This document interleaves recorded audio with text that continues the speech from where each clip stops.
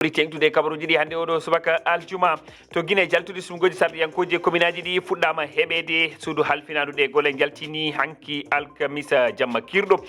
ko fedde lamine nde GMD fooli e ko ɓuuri hewde komminaji ɗi ko nde fedde kadi ɓuuri heɓude e julle députako man gartu oɗo kabaru. Niger kam ko famɗi foof 49 ɓiɓɓe leydi ndi maayi to jeerede rewo leydi ndi saabi mayde mabɓe noon ko ɗomka e kerol hakkude Algérie Niger e Mali.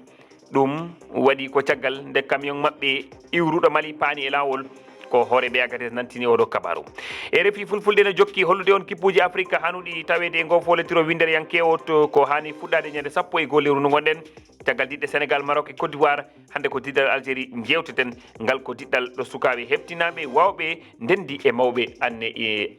inne ande en tedduɓe bisimilla on. On calminamon juuramon jettama bisimilla mon ley kabaruji ɗi puɗɗortoɗen koto leydi Guinée suudu toppitindu sumgoji ɗi hono DGE yaltini hanki to ñiɓirde mayru Conakry jaltuɗi woote communaji e sarɗiyankoji waɗuɗi ñande 31 lewru jeeɓuru faltindu ko fedde politique lamine nde hono GMD fooli e ko ɓuuri hewde e nder communaji 350 e to woote sarɗiyankoji ɗi kadi ko nde fedde jaati GMD e pelle jinganoje nde fedde ɓuuri hewde julle députago e nder julle 147 hanuɗi joɗade e nder ndu suudu sardiyankoru keɗeɗen Mamadou Adama Diallo.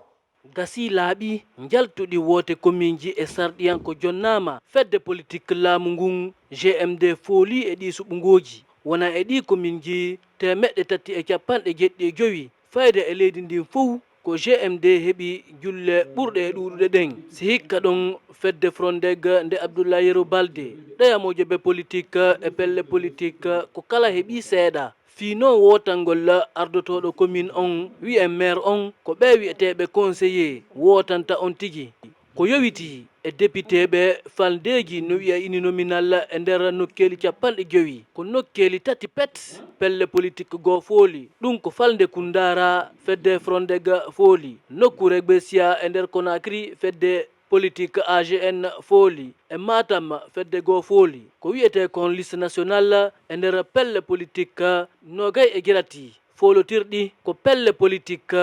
5 jinganoɗi GMD ɓuuri e foolude ɓe heɓi député ɓe 34 hedditiɓe ɓen mo kala heɓi goto walla ɗiɗo ko fedde politique Frondeg nde Abdoulaye Yero Balde woni heɓali député ka liste national ɗo joni no habba ka suudu ñawirdu Cour suprême taƴata ñawore nden Mamadou Adama Diallo Conakry RFI. ɗum noon Mamadou Adama Diallo koye balɗe garoɗe ɗe ma en gartu o ndor kawara toon to Guinée caggal Guinée payen to Guinée Bissau horejo fedde PAGC lundiɗo laamu ngu Domingos Sumientos Pereira heɗama hanki alkamisa toon to suudu ñawirdu konu mawdu omo tuma tawede e ettinoɓe liɓal laamu ngu e hitande faltinde omo nofta e nder galle makko guila nden nambiyen e nder gallewal gotal guila nden